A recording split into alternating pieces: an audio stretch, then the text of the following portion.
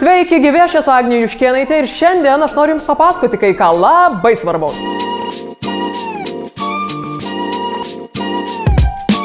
Įsivaizduokite, jums 19, turite kelis draugus mokykloje, 852 draugus Facebook'e ir vieną dieną nusprendžiate, jog jums to tiesiog negana. Lyg tyčia į jūsų socialinio tinklapio pašto dėžutę pasibeldžia jums visai patinkančio klasioko ar klasiokės laiškas, siūlantis apsikeisti keliomis nuotraukomis. Be rūbų. Jūsų galimi atsakymai. Kodėlgi ne? Kodėlgi taip? Ar tau su galva negerai? Taigi, esminis klausimas šiandien. Siųsti ar nesiųsti?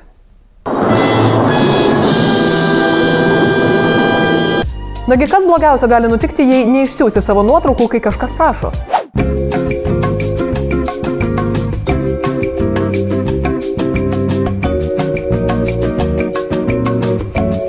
O štai išsiuntus savo seksy nuotraukytės gali baigtis ir šitaip.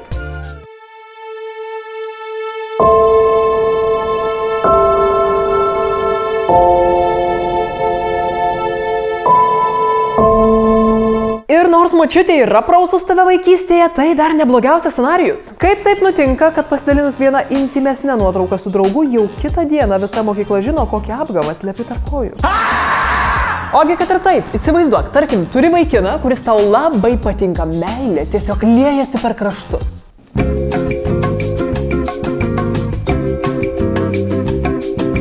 Na ir visai netrukus jis paprašo tavęs atsiųsti intymę nuotrauką. Tu pagalvoji, taip, žinoma, kodėlgi ne, juk jūsų meilė amžina, o tu nenori pasirodyti nekalta vienuolė. Ir tik po to tu sužinai, kad jūsų meilė nebuvo amžina ir kad tos 2 savaitės kartu jam visiškai nieko nereiškia.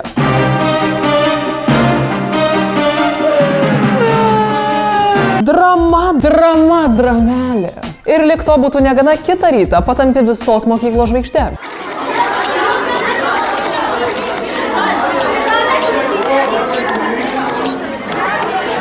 Taip, nors atrodo, kad jūsų meilė amžina ir jūsų draugas ar draugė niekada taip nepasielgtų, tačiau gyvenimas neretai nustebina. Taip, jūsų intymios nuotraukos, anksčiau simbolizavusios jūsų šiltus jausmus, gali tapti piktu, juodu keršto įrankiu.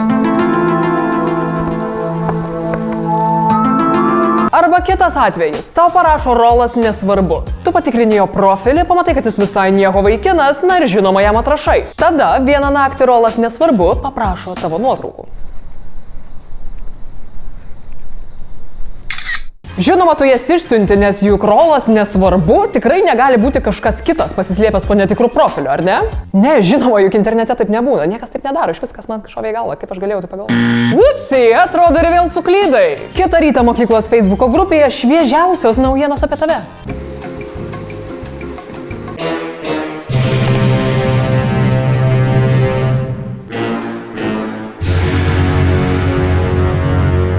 Ir net tai nėra blogiausias variantas, nes tu radai netikrą anketą ir gali paprašyti puslapio administratorių, kad ją ištrintų. Bet gali taip ir nesužinoti, kas slepiasi už paslaptingojo profilio, kur dar nutekėjo tavo nuotraukos ir kiek metų psichoterapijos tau prireiks, kad pamirštum šitą gėdą. Trečiasis variantas. Šiandien jautiesi tiesiog super seksy ir tavo draugai privalo tai pamatyti. Todėl nusifotografuoji Snapchat. Su rūbais. Pradžiai. Su mažiau rūbų, o vėliau ir visai be rūbų. Išsiunti nuotraukas tik patiems geriausiems draugams. Na, kasgi galėtų pagalvoti, kad kai kuriems iš jų tai pasirodys labiau juokinga negu seksi. Ir dabar jau niekas nežino, kur jos pasirodys.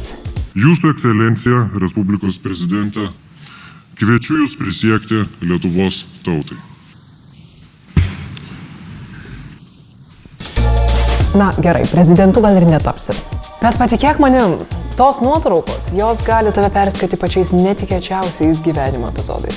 Ir tai tik keletas galimų scenarijų, o jų gali būti šimtai, tūkstančiai kitų. Ir tu gali į vieną iš jų netyčia pakliūti, jeigu dalinsies nuotraukomis, nevertindamas jų intimumo. Juk nenori, kad tavo kelnių turinys taptų pagrindinė karščiausia tema per kalėdų vakarienę. Tai Anyta, matėm kažkur nuotraukas, internete. Tai čia tie Facebookai viską padaro, ten vaikai prisideda ir nežiūri, kad to visi mato. Negali kaltinti vaikų. Giminė, ar suprantu. Kaip taip galima? Tai kas dabar tavį darbą priima? Taigi, ką aš norėjau pasakyti? Visų pirma, gerai pagalvok, ar verta dalintis nuotraukomis, kurios atidengia daugiau nei tavo žavę šypseną. Antra, jei jau taip nutiko ir tavo nuotraukos vis dėlto pasklido internete, nebijok kreiptis pagalbos. Yra žmonės, kurie tave išklausys ir padės rasti sprendimo būdų. Trečia, informacija, ką daryti nuotraukoms paplitus internete, susidūrus su internetinėmis patyčiomis ar kitais nemaloniais patyrimais, rasi čia. Būkit saugus ir iki kitų vlogų.